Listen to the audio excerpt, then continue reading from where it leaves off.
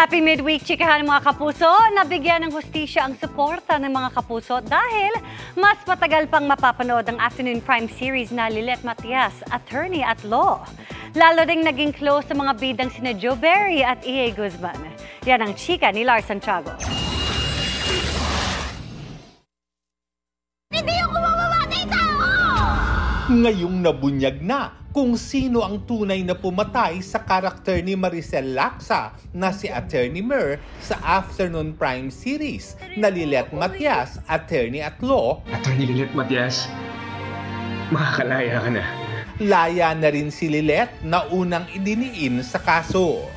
At sa kanyang paglaya, magkakaroon ng mga pagbabago sa buhay ni Lilet bilang abogado. Kung noon, nung nasa private law firm pa siya, marami na siyang gustong tulungan ng mga tao. Ngayon po, nagkaroon ng deeper meaning yung pagiging abogado niya nung nakahalubilo niya yung mga tao sa kulungan. Magkakaroon din ng magandang development sa karakter ni Edgar Allan Guzman na si Attorney Kurt. Lalo na yung mga team kulit na hoping at humuhopya sa Team Kurt at Lilet, yung kung talaga bang aamin ba or may pagtingin ba talaga si Kurt kay Lilet.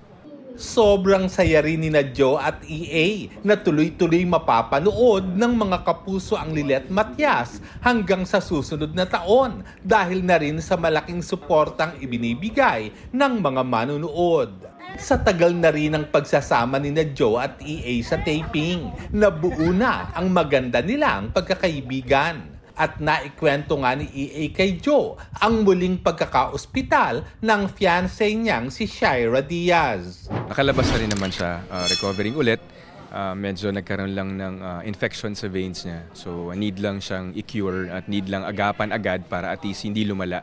Kasi pag lumala, mas mahirap. Undas na sa darating na Biyernes, kaya buo na rin ang undas plans ni na E.A. at Joe. Gustuhin man daw ni Joe, hindi niya mapupuntahan ang yumao niyang ama at kapatid.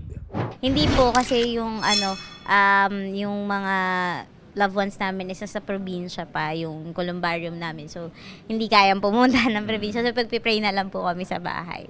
Yearly naman, every undas naman, pinupuntahan namin yung dad ko.